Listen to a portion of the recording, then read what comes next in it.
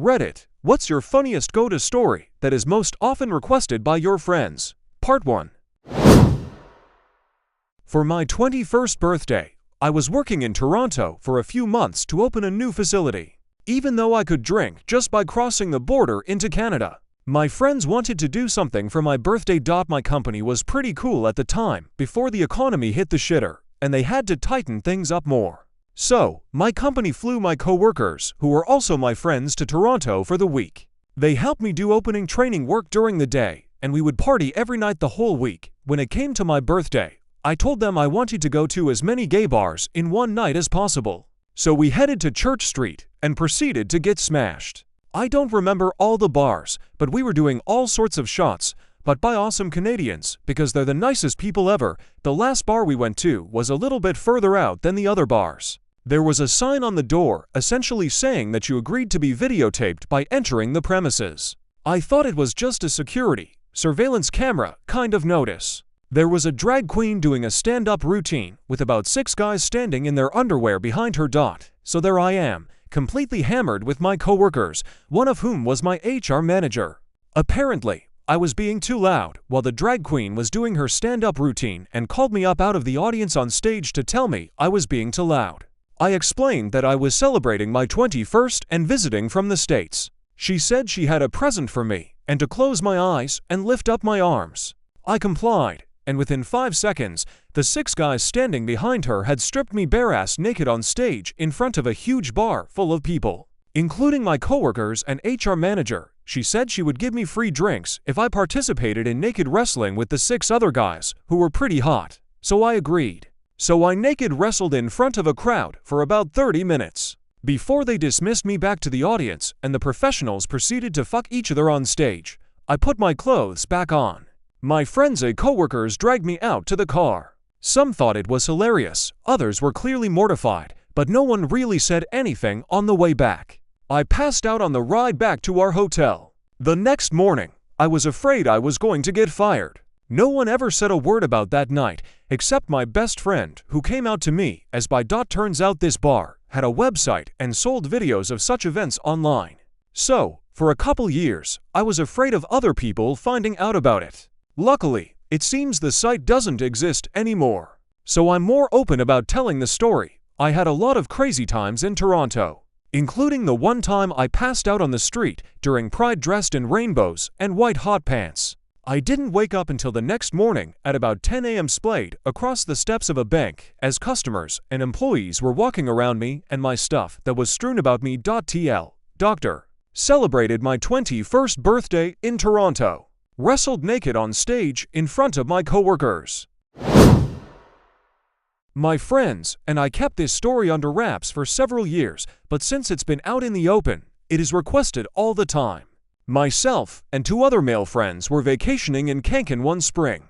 It was our 2nd day there, and we had been into the tequila and infamous all-inclusive hotel food all day, stuffed from tacos, hot dogs, and undercooked burgers for the last 4 meals. That night the 3 of us were out at a club when Nathan had to leave because he was too drunk. So, he took a cab back to the hotel while we stayed. A couple hours later myself and the other guy pick up 2 girls and bring them back to the hotel. The hotel room was set up like an apartment and had 2 bedrooms. One room had a king-size bed, which drunk Nathan was sleeping in, and the other had 2 queen-size beds, which unfortunately meant that the 4 of us were going to be sharing the room for sexy time.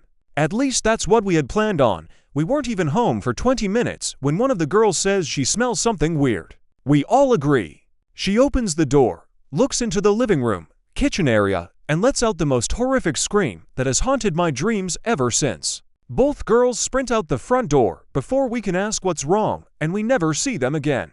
Great, 2nd night in Cancun, and still haven't been laid. We look out the door to see that Nathan has sprayed diarrhea all over the kitchen and living room. We didn't realize it until after, but when he's drunk he tends to sleepwalk. If you have ever seen Dumb and Dumberer, it was like that bathroom scene where Lloyd rubs the chocolate bar everywhere. There was shit on both couches, the kitchen counter, the kitchen chairs, even on some of clothes that had been sitting out. Awesome. A quick disaster scene analysis led me to believe that Nathan thought a bar stool was the toilet, so he sat down on it and emptied his colon. After that he just wandered around drunk and asleep, dripping semi-liquid shit all along the way. We barricaded ourselves in the other room and dealt with the entire cleaning staff and hotel management in the morning. TL. Drive I was cockblocked by my friend, spraying liquid shit out of his asshole all over the room. I was at the mall around Christmas time of '08, waiting for my sister to get one of those Simon debit cards at a kiosk nearby.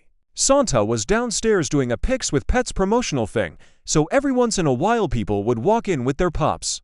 I am watching the people come in with the dogs and just geeking out over them in general when this one lady comes in with a group of like 4 or 5 West Highland Terriers. One of them I guess had a shit nugget trapped in its fur, and it just kinda shook out.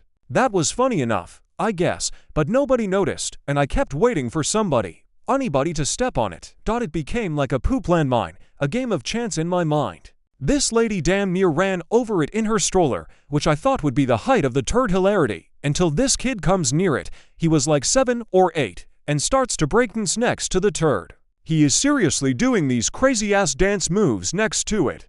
I was like, how the fuck does he not see it? At this point, my sister comes over and wanted to go, so I point to the shit and she immediately understands. Not 10 seconds later, this dude in a nice-ass suit is shoving past this old lady and bam, karma. He slips in the shit, does a fucking Scooby-Doo slide about 10 feet and falls backwards. I have never laughed so hard in my life. When I was younger, my grandparents lived in Mexico and we went to visit them every year. Post 9/11s, this was never a fun experience, but one year made it very interesting. About a month before the trip, I was into magic like any preteen is, thinking it would get him the bitches and all that. So I went to a magic shop and found an amazing invention. A light bulb that lit up when you held a penny or some form of metal to it. It was awesome. The only fault I could find with it was when you shook it a little it sounded like a piece was loose. So I had the great idea of bringing the light bulb with me when I went to visit my grandparents, just to show them the young magician I was becoming. So I stuffed it into bunches and bunches of clothes and somehow made it through security. No one really searched our bag. Guess 6 Caucasians didn't really register as a blip on the radar. Nothing important happened during the trip. The fun part begins when we were heading home. In a rush, I didn't really pack the light bulb deep down in my bag, so it was super easy to see on the X-ray machines they put your stuff through. So we're running late. And when we finally get to the security line, they put our bags through, barely looking twice at them until they reach my bag. The guy watching the screen tells us to step out of line and wait for someone to hand search our stuff. We're at this point confused. We were more concerned about bringing fruit and vegetables onto the plane. The authorities were really hammering that down. They dive straight into my bag and pull out a light bulb. My toy light bulb. Security flips the fuck out understandably and begins questioning my father right there. I try to help him out by yelling out, "Wait, no, it's not a bomb. It's a magical light bulb. It lights up when you put metal near the base." Fear was etched upon the faces of everyone there. Fear on the security officers, for they thought this kid brought a bomb onto the plane. Fear on my families, for they thought this little shit was about to get them a free prostate exam, and on mine cause I thought they were about to break my light bulb. Luckily, one of the security guards recognized my utter stupidity and looked at it really closely and decided to test it out. It lit up. So after another half hour of questioning and threats, if you ever pull this shit again, we could have you detained permanently, we managed to make our flight, just barely. TL. DR. I tease a magical light bulb is not something one should yell out at an airport post 9/11s. Reddit. What's your funniest go-to story that is most often requested by your friends? I am frequently asked to retell this story. My friends and I were at a bar, and a cover band was playing. The lead singer was being obnoxious. He was hitting on all the women in the audience in a very lewd manner, and he was being far too pretentious for being in a cover band. It was making everyone uncomfortable and annoyed. At one point during the show, he says, "I would like someone special to take the microphone and say a few words." He then lowered the microphone stand so that the microphone was right where his crotch was. I don't know how he had originally planned this segment to pan out, but before he could say anything, I yelled in a high-pitched voice, "I'm so tiny." The singer was stunned. The audience laughed and cheered. Clearly flustered, he awkwardly raised the stand again and went into the next song. I don't think I'll ever have that good of a comeback again. When I was younger, my mother was driving my brother and I down to North Carolina to visit some relatives. It was the middle of the summer and scalding hot outside.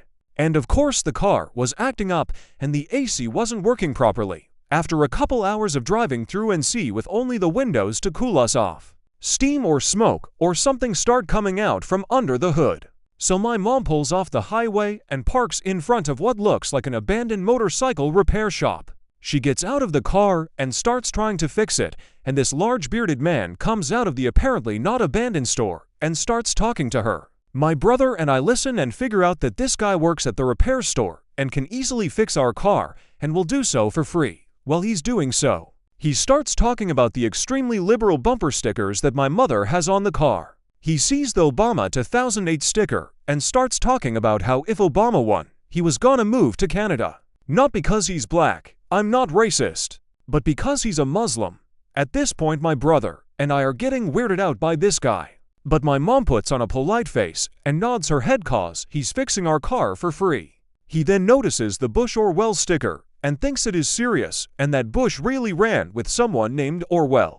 After about 20 minutes of his bizarre conspiracy theories, he starts talking about how his wife was trying to open up a little ice cream place in the back of the repair shop. Now, at this point my brother and I have decided that this guy is obviously a crazed serial killer who is trying to lure us into the back of this shop so he can horribly murder us. Because who the fuck has an ice cream shop in the back of an auto repair shop?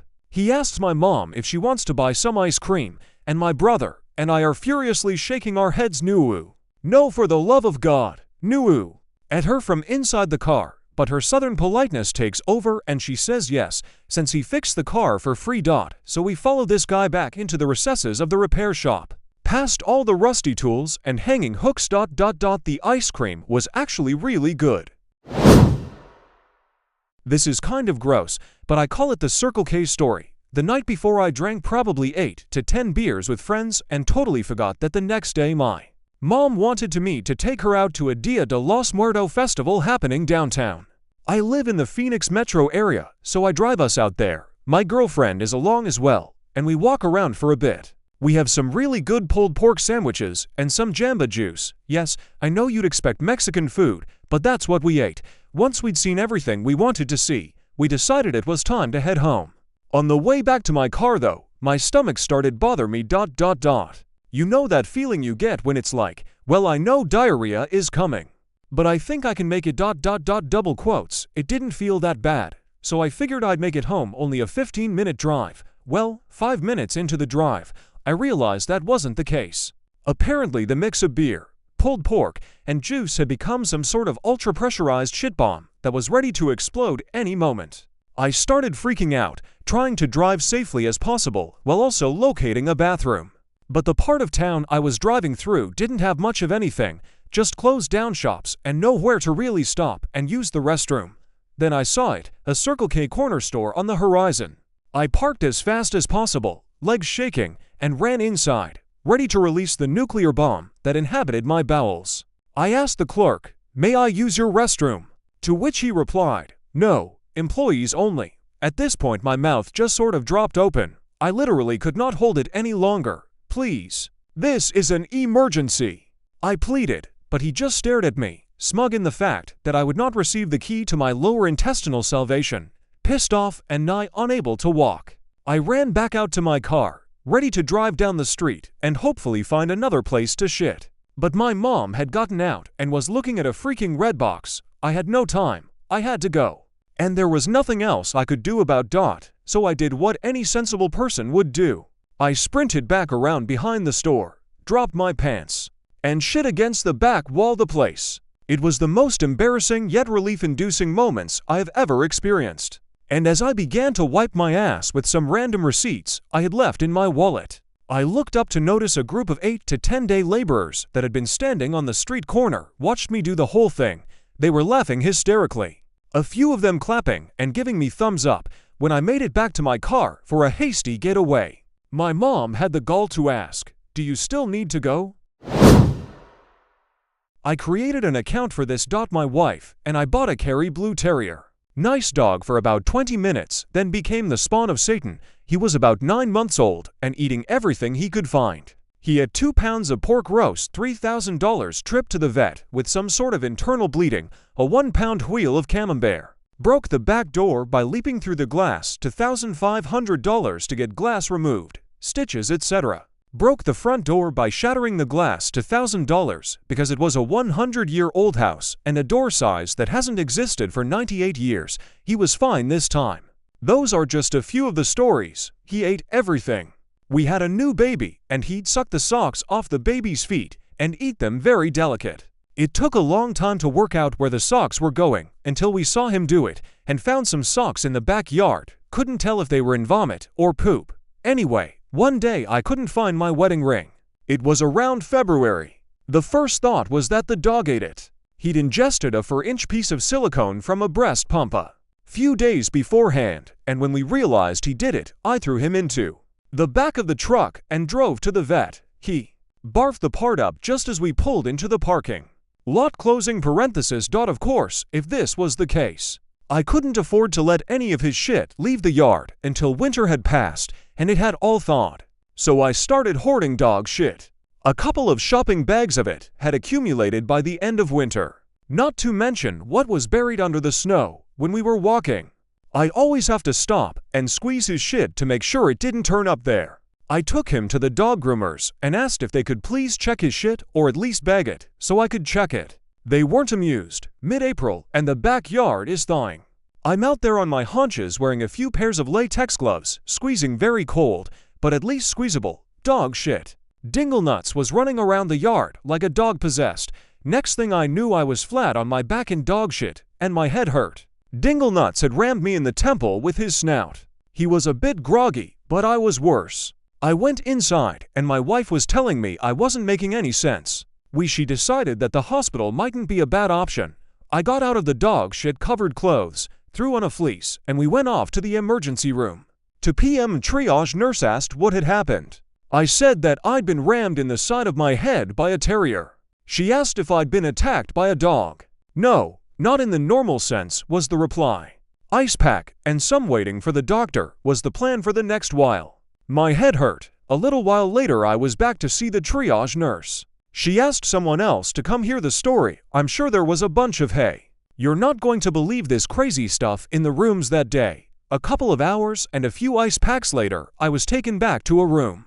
A nurse came by to ask a few questions. I repeated my story. She got someone else, and I repeated my story. 7 p.m., and the treatment was some Tylenol, ice, and rest. 8 p.m., and my wife drove me home. 8:15 p.m., I took off my fleece, reached into the pocket to get my wallet, and out came the wedding ring.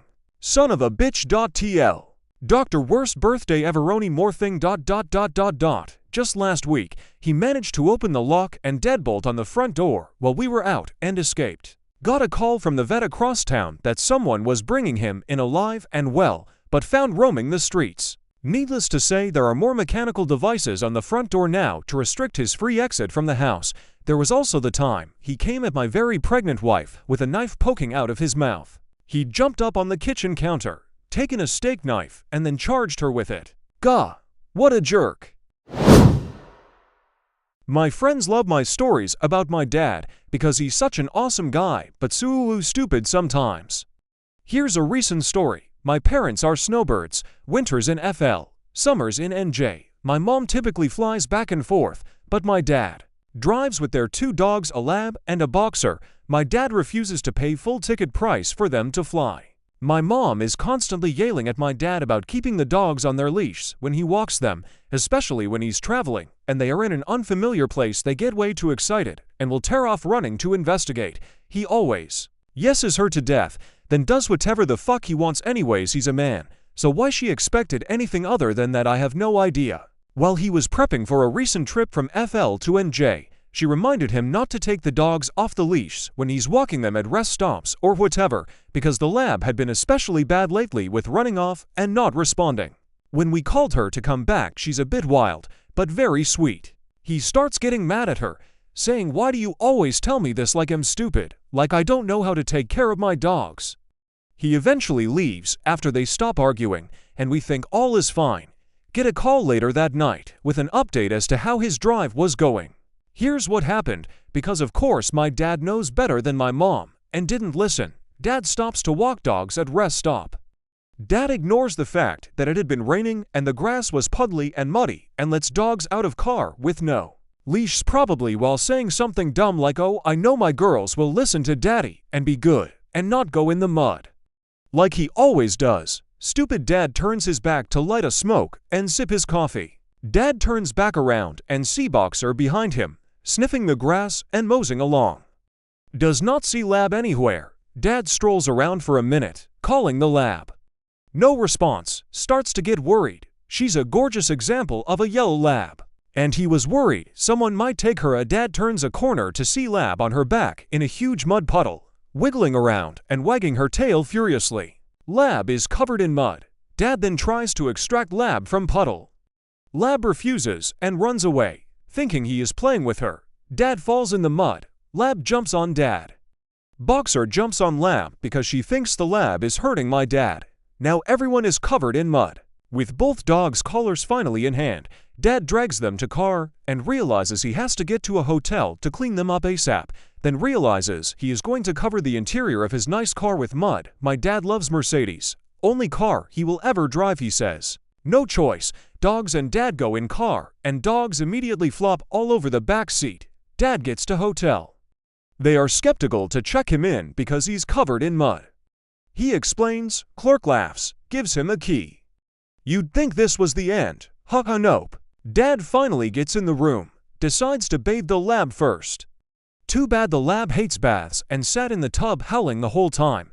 The Boxer now thinks my dad is hurting the lab. She's very protective of her sister and runs into the bathroom and bites my dad on the ass. Hard no blood though, she knew not to go that far. Dad is now yelling at both dogs. Both dogs are barking and running around the room. The lab escaped the tub when the Boxer bit him.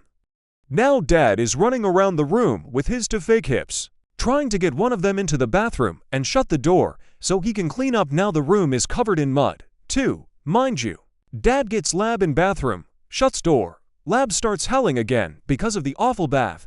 Dad is trying to calm her. Now Boxer is howling in the bedroom because she thinks my dad abandoned her. She has a bit of separation anxiety. Phone rings. Hotel management.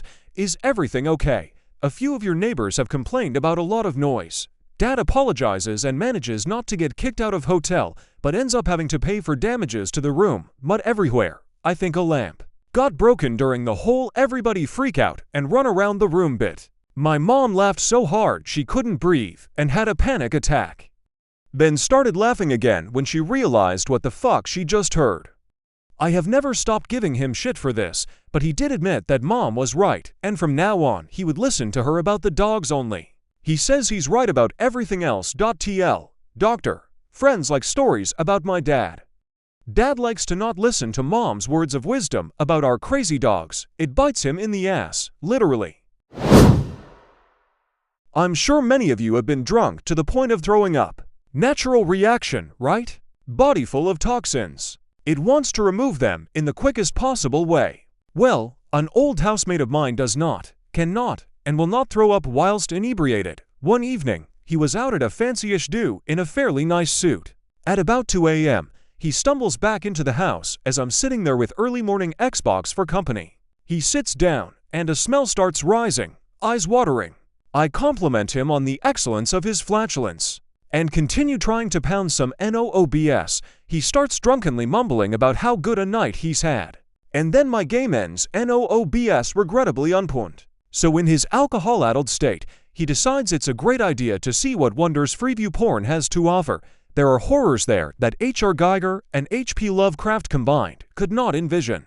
Never, ever go there. All this time, the aroma is spreading, and the room seems to be taking on a slight sepia tinge. Though that may well have been my imagination. Eventually, the housemaid waddles through to the bathroom, and the nostril-scorching scent recedes. After an hour or so of him being in there, I decide that making sure he survives is no longer my responsibility, and go to my room. The following morning, the source of the smell was made quite clear. My housemate's method of removing alcohol from his body was to shit it out, and he had been doing so since before he had walked in the door. He had left the room when the poop soup had started trickling from his trousers and left a trail of fecal footprints leading to the bathroom. The waddle, I thought, had been a desperate attempt to stay upright was in fact the walk of a man whose only aim in life is to not leak any more of their diarrhea leavings outside of their boxes. I can only conclude that he had in fact exploded when he got there, given the fact that the bathroom now resembled a Jackson Pollock painting in monochromatic brown. He wisely destroyed his suit to remove some of the evidence. How the jacket had become crap-stained, I don't know. The shoes were possibly the worst, coated inside and out with his stool. He ended up claiming it was dog sport and getting his parents to clean it.